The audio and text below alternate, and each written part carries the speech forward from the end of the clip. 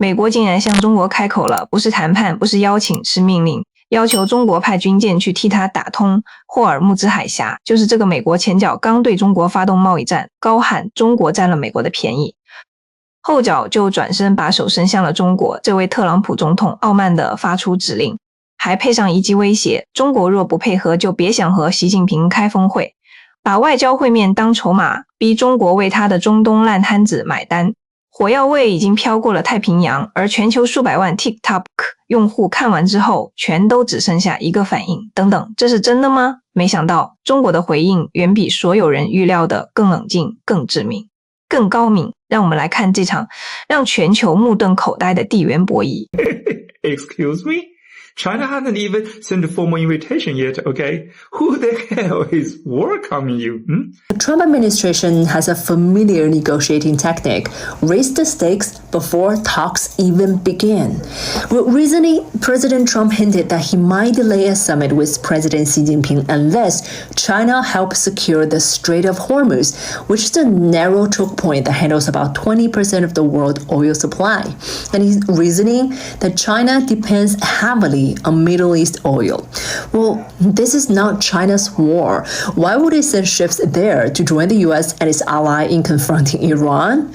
Well, China engages with the US to help stabilize global trade, not to leverage it into escalating conflict in an already chaotic world.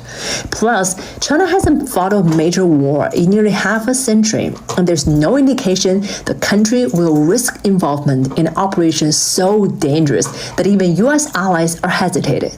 China's Foreign Minister Wang Yi has framed China as a pillar of stability. He said that imagine if China, like some traditional powers, were keen on carving out spheres of influence in its surrounding regions. Would the situation in Asia still be as stable as it is today? Well, in the end, China's position is consistent. It seeks stability, not confrontation. And if Trump's brinkmanship delays the summit, it will be his own making, not a result of China's maneuvering. Why won't these countries help us win this war with Iran? We're just asking you to send a ship. We're just asking them to send a couple ships. That's it. Send us a couple ships so we can get the oil through the Strait of Hormuz. We have capabilities that no other nation on earth has. The mullahs are desperate and scrambling. If Iran does anything to stop the flow of oil within the Strait of Hormuz, they will be hit by the United States of America 20 times harder. 3 days later. They want to negotiate badly, as they should. But I don't think they're ready to do what they have to do. But I think they will be ready at some point. But we're doing very well with respect to that whole situation in Iran. We are talking to other countries about working with us on the policing of the strait. And I think we're getting good response. If we do, that's great. And if we don't, that's great too. But remember, like as an example, in many cases, they're NATO countries. We're always there for NATO. We're helping them with Ukraine. As many, it's got a notion in between us. Doesn't affect us, but we've helped them. It'd be interesting to see what country wouldn't help us with a very small endeavor, which is just keeping the strait open. And by comparison, it's small because Iran has very little firepower left. Trump urges UK other nations to send warships to Strait of Hormuz. Trump urges other countries to send warships to secure the Strait of Hormuz. They talked all of that shit only for them to now turn around and are now guilt-shaming other countries into sending warships. In other words, the only way we're ending this war is on our terms. That everyone has to suffer. That way, the next time someone says, let's go fuck up Iran, everybody be like, no. We remember what happened last time. So I just want to make sure I have this right. The United States and Israel partner up and start bombing the shit out of Iran unprovoked, which in turn kicks off an entire war because Iran starts bombing back. They're not just going to sit there and take it.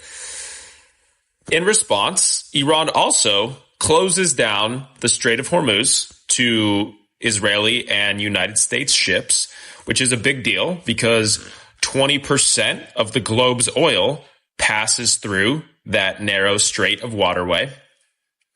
And now Trump is publicly begging other powerful nations to help the United States with the reopening of the Strait of Hormuz, including China, France, the United Kingdom, South Korea, just to name a few. And I know he's listed many others. So it cannot get more clear to me that the United States is getting smoked in this war and that Trump is legitimately starting to panic. Brother is on his hands and knees publicly begging for other countries to get involved and help the United States with safe passage through the Strait of Hormuz and to help open it up. Nobody's gonna help you, dude. You started this shit. You started this shit. The United States and Israel are the only ones that wanted this to happen. No other countries are going to get fucking dragged into this. And if they are, they're going to be defending Iran, who is just defending their homeland and using the land and geography around them to their advantage. Masterful gambit, sir. The absolute audacity of Donald Jessica Trump to dog China out, disrespect China, slap punitive illegal tariffs on Chinese goods, and then turn around and say, oh, well, we help China send some warships to the Persian Gulf. Like, first of all, bitch, China's not fucking sending warships for anybody.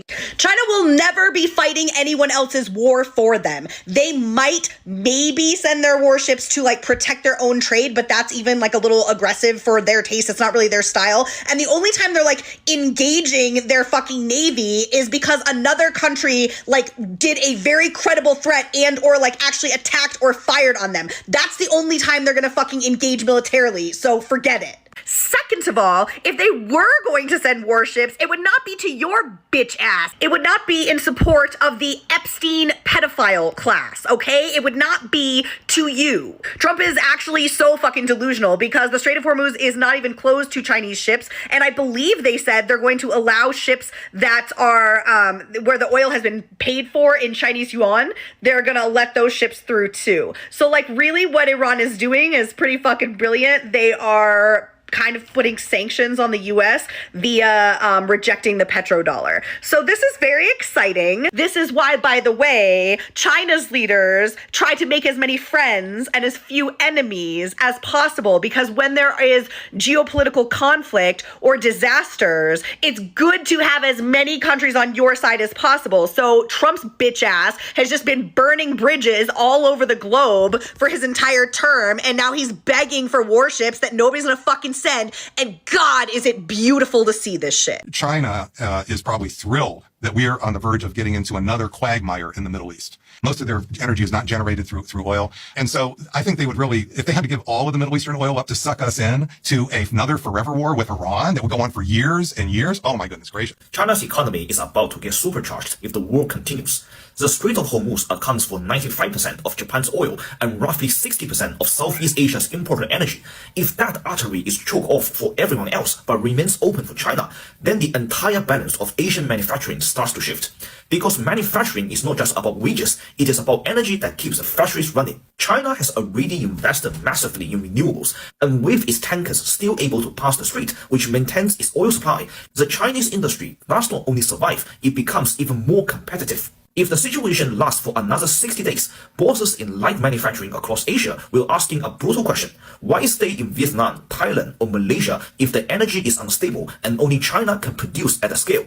Even Japan and South Korea will be deepening their investment in China because they have no choice but to access the one industrial base in Asia still operating with relative stability. By the end of 2026, that could push China's share of global manufacturing to around 40% and maybe towards a quarter of global trade. That is indeed manna from heaven.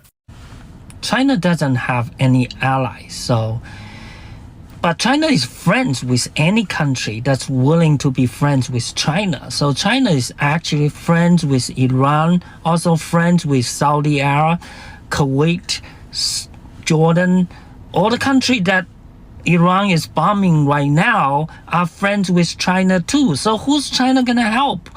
All friends. Nobody should be fighting. That's the bottom line. and everybody can be just concentrated on making your country's people's life better. That's why building infrastructure, China has Belt and Road Initiative with all these countries. So China was trying to bring everybody up, friends with everybody, but not necessarily military allies with anybody. 看完这场 TikTok 集体震惊的视频，我脑海里浮现的只有4个字：活该如此。说真的，作为一个长期观察国际局势的人，我从未见过哪个大国能把双重标准玩得如此理直气壮，先打你再求你，还觉得你欠他的，这不是外交，这是流氓逻辑。让我说清楚这件事的本质。霍尔木兹海峡，全球大约 20% 的石油就通过这条狭窄的水道，日本 95% 的进口石油，东南亚 60% 的能源供应全都仰赖于此。美国联合以色列对伊朗动手，伊朗封锁海峡作为反击，现在特朗普急了，找英国，找法国，找韩国，最后找上了中国，这就是典型的认知失调。在我们看来，这件事荒唐就荒唐在这里。美国一边对中国加征惩罚性关税，一边又要中国的军舰，替美国的石油利益站岗，两套逻辑出自同一张嘴，脸都不红一下。打个最直白的比方，就像街坊里的那种混混，每个月拦住你强收3成保护费，说你赚太多对他不公平。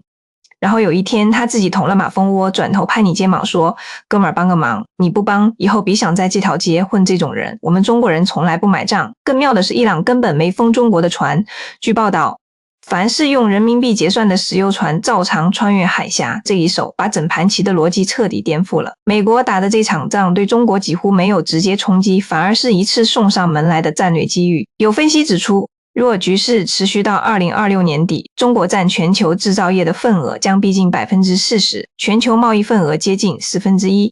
越南、泰国、马来西亚的工厂因能源供应不稳，竞争力将大幅削弱。